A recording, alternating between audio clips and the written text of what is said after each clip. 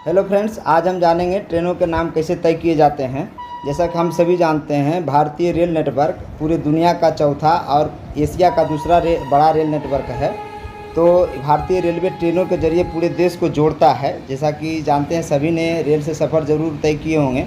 तो क्या आपको पता है कि भारतीय रेलवे में रेल का जो ट्रेन का नाम है किस तरह दिया जाता है? तो पहले जानते हैं कि भारतीय रेलवे के पास करीब 22,593 रेलगाड़ियाँ हैं। इनमें से 9,141 मालगाड़ी, जो फ्रेट ट्रेन जिसको बोलते हैं, मालगाड़ी बोलते हैं, और 13,452 पैसेंजर ट्रेन हैं। तो मालगाड़ी से करीब 200 मिलियन टन सामान रोजाना एक स्थान से दूसरे स्थान पहुंचाया जाता है, जबकि वही पैसेंजर ट्रेन से करीब 2.5 करोड़ लोगों का रोजाना सफ़र करते हैं। तो भारतीय रेलवे के ट्रेन के जरिए पूरे देश को जोड़ता है। तो आप इसके लिए अलग अलग नामों वाली ट्रेनें क्यों चलाई गई है, तो आइए जानते हैं किस आधार पे कैटेगरी वाइज बांटा गया है। तो भारतीय रेलवे को 3 कैटेगरी में बांटा गया है दोस्तों। भारतीय ट्रेनों का नाम 3 बातों के आधार पर रखा गया है, जैसे राजधानी, किसी विशेष ज़रूरत के लिए चलाई जाने वाली ट्रेनें; जगह यानी स्टेशन के नाम पर चलाई जाने वाली; और किसी खास लोकेशन, पार्क, मॉन्यूमेंट से होकर गुजरने वाली ट्रेनें। आइए एक एक करके तीनों कैटेगरी के बारे में जानते हैं। तो पहली कैटेगरी जो है, यानी स्टेशन के आधार पर चलने वाली ट्रेनें। जैसे पहली कैटेगरी के ट्रेनों के नाम जगह के मुताबिक तय किए गए हैं दोस्तों। किसी खास जगह से चलती है, जैसे कि हावड़ा से कालका तक चलने वाली कालका मेल, हैदराबाद से मुंबई तक चलने वाली मुंबई एक्सप्रेस, मैसूर से जयपुर तक चलने वाली ट्रेन जयपुर एक्सप्रेस के नाम से जाना जाता है। दूसरी कैटेगरी का जो ट्रेन है, लोकेशन के आधार पर चलने वाली ट्रेन। कई ट्रेन कुछ खास लोकेशन, नेशनल पार्क, जोन, स्मारक या क्षेत्र से को गुजरती है, इसीलिए उनके नाम में उस लोकेशन या उस जगह को शामिल किया गया है दोस्तों।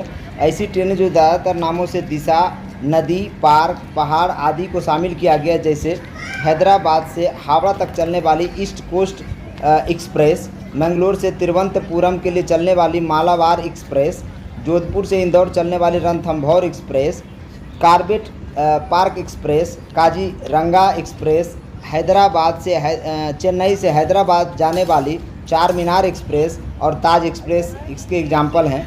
और जो तीसरी कैटेगरी का जो है, वो राजधानी से जोड़ने वाली कुछ खास सुविधा वाली ट्रेनें हैं। राजधानी एक्सप्रेस यह देश की राजधानी दिल्ली से अलग अलग राज्यों की राजधानी को जोड़ती है। और इससे नाम से यह स्पष्ट हो जाता है कि ये राजधानी से राजधानी को जोड़ती है। कई राज्यों से होकर एक ही नाम से वाली ट्रेन देश की अलग अलग राज्यों में चलाई जाती है, तो इस तरह से राजधानी नाम पड़ गया। उसके बाद गरीब रथ एक्सप्रेस, ये डिलक्स ट्रेन की कैटेगरी का है, जिनमें आम इंसान भी अफोर्ड कर सकते हैं। इसका किराया अलग ट्रेन से 2/3 ही लगता है। इसके बाद आता है शताब्दी एक्सप्रेस। शताब्दी एक्सप्रेस का जो नाम है 1989 में रखा गया था। ये पहले प्रधानमंत्री पंडित जवाहरलाल नेहरू की 100वीं जन्मदिन तिथि है, और इन्हीं के उपलक्ष्य पर जो ये ट्रेन है शताब्दी एक्सप्रेस, जनरली ये 400 से 800 किलोमीटर के सफ़र ही तय करती है। और इनके जन्मदिन के शुभ अवसर पर ही ये रखा गया है इस ट्रेन का नाम शताब्दी एक्सप्रेस। और ये जनरली 160 किलोमीटर प्रति घंटे की रफ्तार से दौड़ती है।